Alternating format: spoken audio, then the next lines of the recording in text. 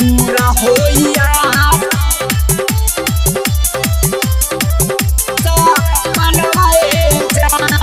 आसो के सवानवा में जायब देव घरवा साथे चल तू जनवाए जान।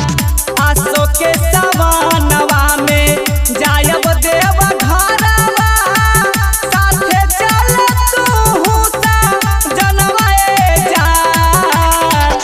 बाबा से मांगवा गोदी में ललनवा पूरा होइया सोता पनवाए जान है। बाबा से मांगवा गोदी में ललनवा पूरा होइया सोता पनवाए जान।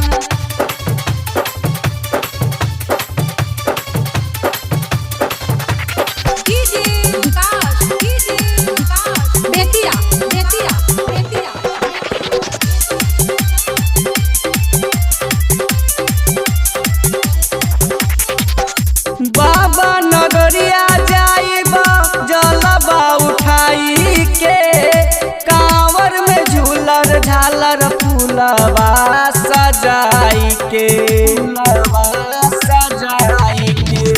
बाबा नगरिया जाइबा जलबा उठाई के कांवर में झूलर झालर फूलवा सजाई के सावन के सोमारी के जलवा चढ़ाईबा साथे चल तू जनवाए जान। बाबा से मांगवा गोदी में ललनवा पूरा होई हमारो सा पनवाए जान है।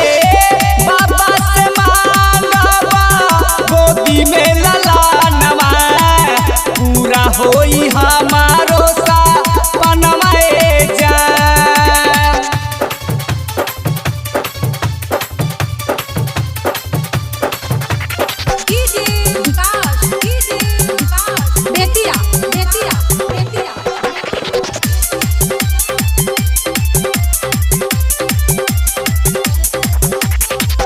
बाबा त्रिलोकी के महिमा महान हो जाने लाई दुनिया जाने जहान हो